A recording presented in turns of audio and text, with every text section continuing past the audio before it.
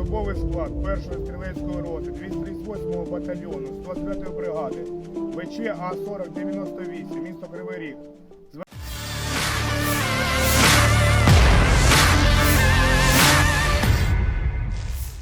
Sebuah rekaman memperlihatkan gerombolan pasukan Ukraina membuat pernyataan tentang keluhannya terhadap atasan alias komandan militernya beredar di Telegram pada Rabu 19 April 2023. Dalam keterangan unggahan disebutkan Brigade ke-129 Ukraina mengeluh tentang komandan yang memberi perintah untuk mengumpulkan dan mengirim ke posisi depan tanpa menyatakan perintah tempur, hanya memberi waktu 30 menit untuk bersiap. Akibatnya mereka tidak dibekali dengan sumber daya yang diperlukan seperti komunikasi dan pengawasan, artileri, senjata berat, pengintaian, dan pengintaian udara serta makanan dan minuman.